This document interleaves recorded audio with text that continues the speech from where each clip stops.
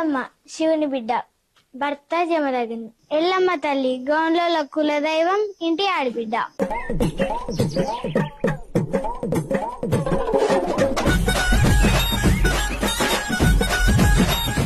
ఎల్లమ్మకు 4 కొడుకులు, 1 బిడ్డ. పెద్ద కొడుకు పరశురాముడు, తర్వాత జంపన్న, డొక్కలయ్య, చిన్న కొడుకు చిట్కలయ్య, బిడ్డ ఇలగౌరి. ఎల్లమ్మ కోడలు చంద్రాలదేవి, అల్లుడు మలిశెట్టి. ఎల్లమ్మ పెద్ద కొడుకు అయిన పరశురాముడు విష్ణువు 6వ అవతారం. పరశురాముడు పెరిగి పెద్దయ్యాక నాన్న ఎక్కడా అని ఎల్లమ్మని అడిగితే ఎల్లమ్మ నేను చెప్పా అంటది. కోపంతో పరశురాముడు ఎల్లమ్మ నీ తల నరుకుతా అంటే దాంతో ఎల్లమ్మ లందలో జాక్కుంటది. పరశురాముడు ఎల్లమ్మ లందలో నుంచి తీసినాకనే ఎల్లమ్మ దేవతలా అవతరించింది. ఈ ఎల్లమ్మ తల్లి మా ఊర్లో స్వయంగా వెలిసింది. గౌడన్నల వంశం ఎట్లా మొదలైందంటే కౌండిన్య ముని తపస్సుకు ఫలితంగా జన్మించిన వారు కంఠమగౌడు, గుంగమగౌడు, వీరగౌడు, విప్రగౌడు, అమరగౌడు 5గురికి తోడుగా చెల్లమాంబ.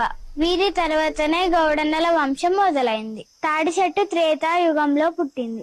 గౌడన్నలు ప్రతిరోజు ఎల్లమ్మకు మొక్కినాకనే నడుముకు మోపు కట్టుకొని తాడి చెట్టు ఎక్కుతారు. ఎల్లమ్మకు మొక్కినాకనే కళ్ళమ్ముతారు. ఎల్లమ్మ తల్లి గౌండ్ల కులదైవం, ఇంటి ఆడిబిడ్డ.